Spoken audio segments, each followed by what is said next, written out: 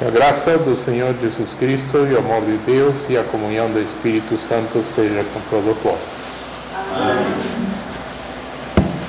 Neste domingo 5 de abril de 2026, domingo de ressurreição, domingo em que nós lembramos desse milagre acontecido. Baseados em Atos dos Apóstolos, capítulo 10, versículos 34 a 43. Atos dos Apóstolos 10 é a ocasião em que o apóstolo Pedro recebe o aviso do pagão. Era um pagão, né? Gentil, romano, de alta posição, era um centurião romano chamado Cornélio, mas que se esforçava e reconhecia que o Deus que os judeus criam era o Deus verdadeiro, ao ponto que ele auxiliava a sinagoga dos judeus. E este gentil, Cornélio, recebe a graça de ser visitado por um anjo. Só que o anjo não transmite, anjo nenhum transmite o Evangelho. O anjo lhe disse, manda chamar um tal de Pedro. Ele vai te dizer o que deve fazer. E Cornélio manda os seus servos a chamar esse tal de Pedro, e nesse ínterim o tal de Pedro, que estava em Jope, né, visitando cristãos, ele estava com fome, e enquanto preparavam algo para ele comer, ele subiu à laje, e lá ele teve uma visão em que um lenço, uma coisa assim, descia do céu e uma voz dizia: Pedro, levanta-te, mata e come.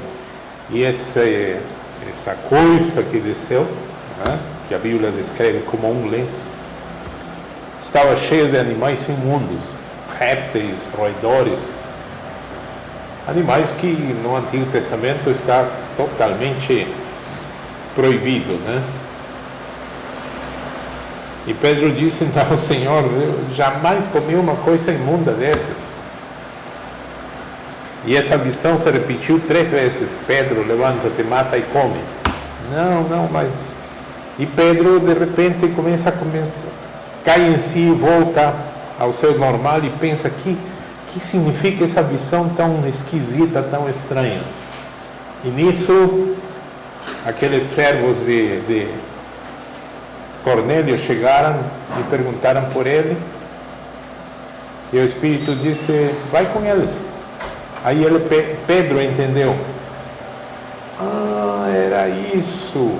E aí Pedro, juntamente com os que estavam com ele, foram para a casa de Cornélio, e entrou na casa de Cornélio, porque pela lei, pela prática dos judeus, estava completamente proibido.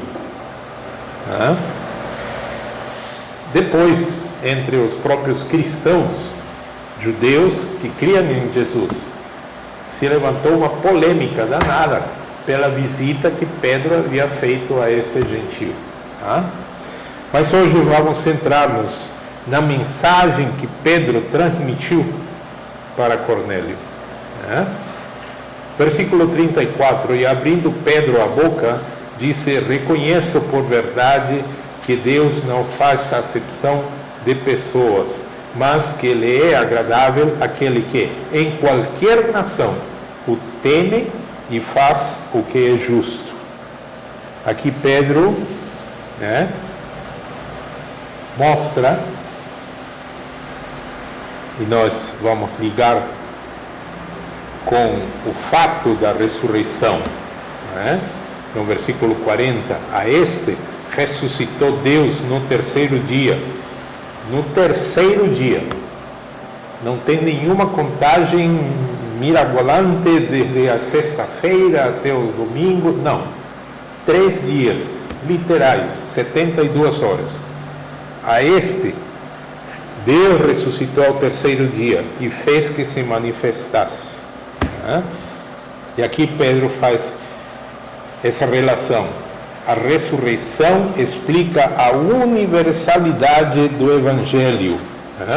Versículos 34 e 35. Deus não faz acepção de pessoas, mas lhe é agradável aquele que em qualquer nação o teme e faz o que é justo. A universalidade do Evangelho. Nós encontramos isso em Romanos 10, 12.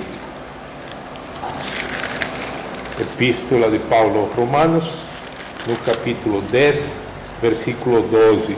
Porquanto não há diferença entre judeu e grego, porque um mesmo é o Senhor de todos, rico para com todos os que o invocam. E lá em Apocalipse 5, nós encontramos a expressão: e cantavam um novo cântico, dizendo: digno és de tomar o livro e de abrir os seus selos, porque fosse morto, e com o teu sangue compraste para Deus homens de toda tribo, língua e povo e nação. Homens de toda a terra, de toda tribo, língua e povo e nação. E eles estavam cantando e louvando a Deus. Apocalipse 5 mostra a igreja lá em cima, enquanto aqui na terra a tribulação corre solta. A ressurreição explica a universalidade do Evangelho. É para todos, independentemente da sua raça, da sua tribo, da sua nação. Se continuarmos aqui no versículo 36 de Atos, a palavra que ele enviou aos filhos de Israel, anunciando a paz por Jesus Cristo. Este é o Senhor de todos. A ressurreição confirma o senhorio de Jesus Cristo. Romanos, capítulo 1, versículo 4, onde nós podemos ler: declarado Filho de Deus em poder, segundo o Espírito de santificação, pela ressurreição dos mortos, Jesus Cristo, nosso Senhor. Em Filipenses 2, 9 a 11, aquela passagem já bem conhecida, né? Por isso também Deus o exaltou soberanamente e lhe deu um nome que é sobre todo nome, para que ao nome de Jesus se dobre todo o joelho dos que estão nos céus, na terra e debaixo da terra, e toda língua confesse que Jesus Cristo é o Senhor, para a glória de Deus Pai. Em Atos 2:56, Atos 2:36. Saiba, pois, com certeza, toda a casa de Israel, que a esse Jesus, a quem vós crucificastes, Deus o fez Senhor e Cristo. A ressurreição confirma o senhorio de Jesus Cristo. A ressurreição também valida o ministério do Senhor Jesus. Em João, capítulo 2, versículos 19 a 22, nós encontramos o seguinte, capítulo 2 de João, versículo 19 a 22. E Jesus respondeu e disse-lhes: derribai este templo, e em 3 dias o levantarei. Disseram, pois, os judeus: em 46 anos foi edificado este templo, e tu o levantarás em 3 dias.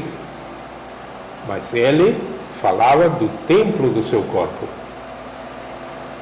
Quando, pois, ressuscitou dentre os mortos, os seus discípulos se lembraram de que lhes dissera isto e creram nas Escrituras e na palavra que Jesus tinha dito. Por quê? Porque enquanto ele estava com eles e enquanto ele estava na sepultura, nem os discípulos tinham compreendido. Só depois caiu a ficha, como nós falamos. Muitas coisas eles entenderam depois que ele ressuscitou. Essa era uma delas. A ressurreição valida o ministério do Senhor Jesus. A ressurreição dá sentido à cruz, né? De maneira alguma foi como aquele herege argentino. Um herege argentino? Sim, um herege argentino, que estava lá no Vaticano, no trono de Pedro, né? E que com todas as palavras ele tirou um livrinho que não tinha nada escrito, um livro com várias cores, folhas de várias cores, e disse: este livro representa a derrota de Cristo na cruz. Isso está gravado, tem vídeo em toda a internet. Esse é um infeliz que se atreveu a blasfemar dessa maneira, né? Que representa a derrota de Cristo na cruz. Não preciso nem traduzir, dá para entender em português. A ressurreição dá sentido à cruz, né? O Senhor Jesus não foi derrotado na cruz. Muito pelo contrário, a Bíblia nos diz claramente que justamente foi na cruz que ele derrotou Satanás e todo o seu reino. Para o ser humano, que enxerga as coisas completamente distorcidas, coitado, agora acabou.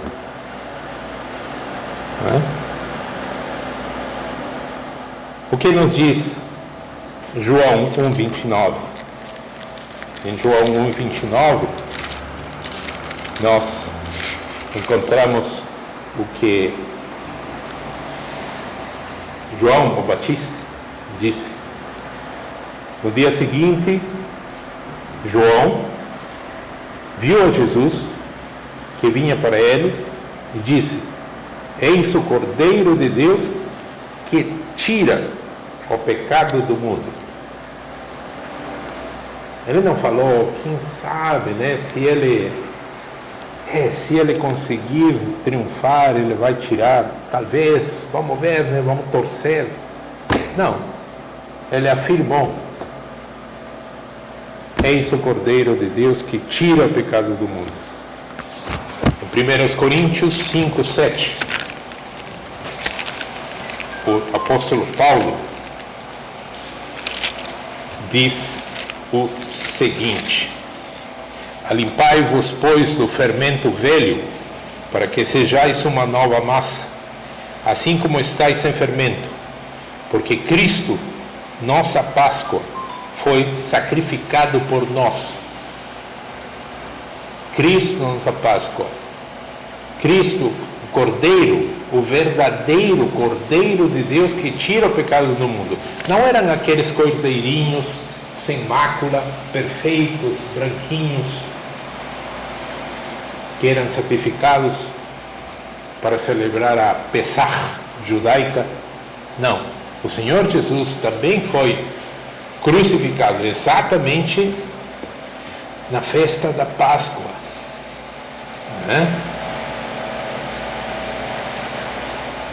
Ele foi o Cordeiro de Deus que tira o pecado do mundo.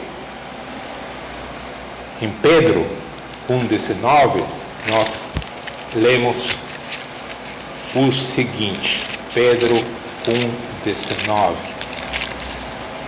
a primeira epístola,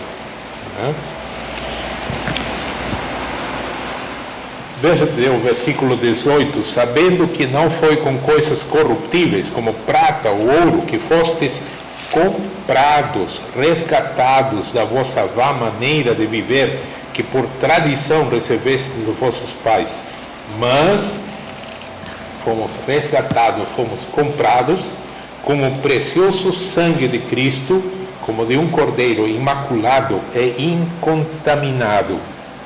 Fomos comprados com esse precioso sangue, o sangue do Senhor Jesus Cristo.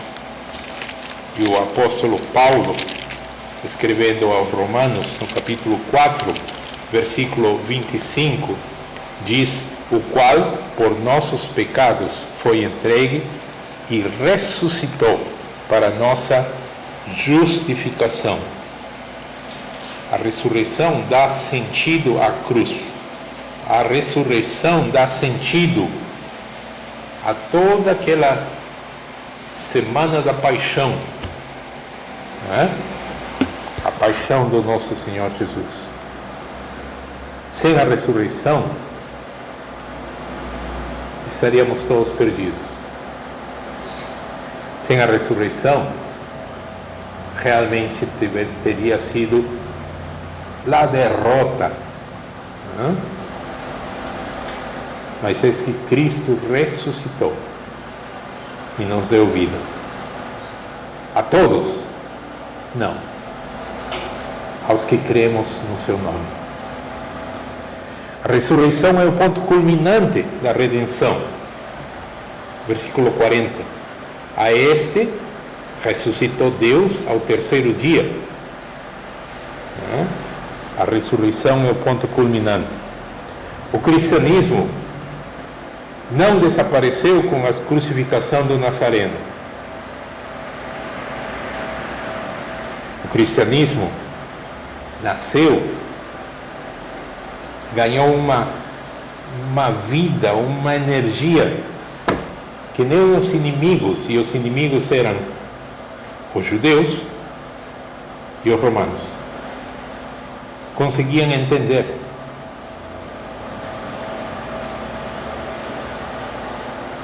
O cristianismo nasceu de testemunhas oculares, como diz aqui o versículo 40, e fez que se manifestasse. 41, não a todo o povo, mas as testemunhas que Deus antes ordenara, a nós, que comemos e bebemos juntamente com Ele, e depois que ressuscitou dentre os mortos, e nos mandou pregar ao povo e testificar que Ele é o que por Deus foi constituído juiz dos vivos e os mortos. Quem está falando é o apóstolo Pedro, que juntamente com os outros 11 apóstolos, com os outros 10 apóstolos, ele era o 11º, ficaram 11. Judas, depois de vender ao Senhor, foi e se suicidou, né? Ficaram 11. E ele, com os outros 10 apóstolos, estavam trancafiados. A Bíblia diz claramente que trancaram todas as portas porque estavam com medo dos judeus. E estando nessa situação, assim, de angustiados, e agora, o que vai ser do nosso grupo, o que vamos fazer?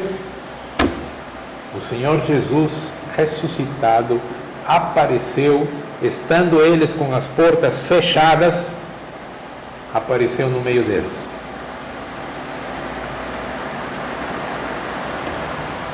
E a Bíblia nos mostra que cada um deles, com exceção do apóstolo João,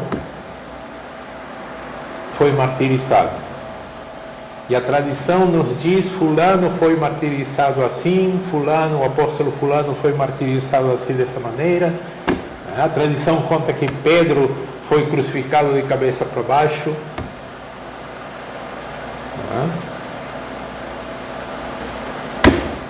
Como é que esses homens que estavam com medo dos judeus, de repente ganham essa força, essa coragem de ir até regiões distantes, pregando o Evangelho, ao ponto de serem capazes de entregar a sua própria vida? Se Jesus não ressuscitou e eles sabiam que ele não ressuscitou, como é que eles entregaram a vida por uma mentira? Mas não é isso que a Bíblia nos diz. Nos diz claramente que eles ganharam essa força, essa coragem, porque o Senhor Jesus apareceu para eles. Eles viram, comeram com Ele já ressuscitado. Não foi um fantasma. Eles estavam pescando em certa ocasião, nesses 40 dias que o Senhor Jesus apareceu em diversas ocasiões, e num desses dias eles estavam pescando e eles estavam na praia e tinham preparado aí um peixe na brasa e ele comeu, ele já ressuscitado. Eles não viram um fantasma, viram um homem que havia sido brutalmente crucificado, moído, e que ele ressuscitou ao terceiro dia e agora estava com eles. E durante 40 dias se apresentou a diversas testemunhas, não a todo mundo, mas as testemunhas que Deus havia escolhido, né? A ressurreição fundamenta esse cristianismo nascendo, né? A ressurreição fundamenta o juízo entregue ao Senhor Jesus. Em João, capítulo 5, versículos 22 e 27, nós lemos o seguinte: o Senhor Jesus afirmando: e também o Pai a ninguém julga. Observem o que as pessoas falam. Porque eu não aceito julgamento de ninguém. Ninguém pode me julgar, porque somente Deus julga. Somente o Pai julga. Porque ignoram as Escrituras. A Bíblia diz claramente: o Pai a ninguém julga, mas deu ao Filho todo o juízo. Quem vai julgar é o Senhor Jesus. Não é Deus Pai. Não é Deus Pai. Está escrito: deu ao Filho todo o juízo. E no versículo 27, e deu-lhe o poder de exercer o juízo, porque é o Filho do homem. Quem vai julgar é o Senhor Jesus. Nós dizemos no credo: e virá a julgar os vivos e os mortos. É o que nós encontramos no versículo 42 de Atos 10. E nos mandou pregar ao povo e testificar que Ele é o que por Deus foi constituído juiz dos vivos e dos mortos.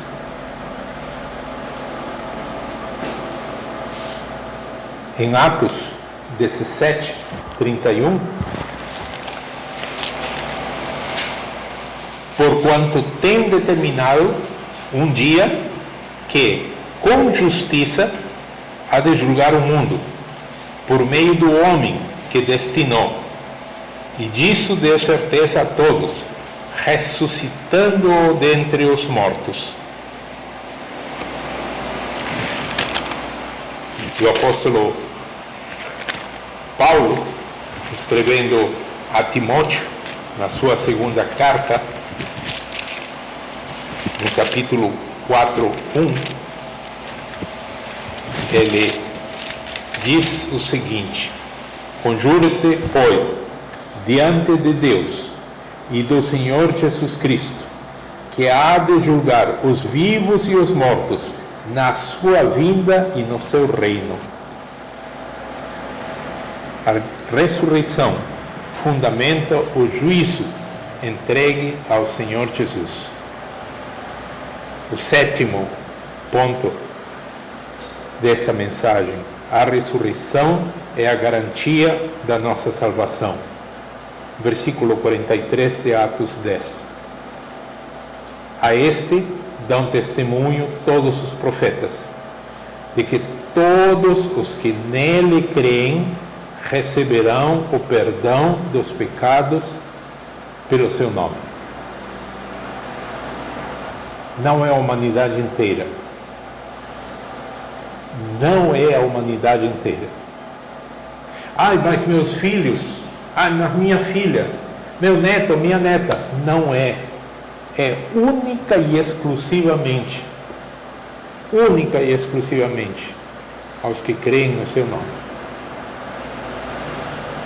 Esse filho não está nem aí com o nome do Senhor Jesus. Essa filha tanto faz como tanto fez. Os netinhos podem ser criancinhas tão engraçadinhas, mas não estão nem aí, porque essa é a natureza humana, ser inimigo por natureza de Deus. Mas Deus mostra a sua misericórdia e nos chama pelo Evangelho. E esse Evangelho chega às pessoas. E qual é a resposta das pessoas para o Evangelho? Somente aqueles que o Espírito Santo toca e os traz de joelhos diante de Jesus. Somente esses que creem em Jesus recebem o perdão dos seus pecados. Romanos 4, 25.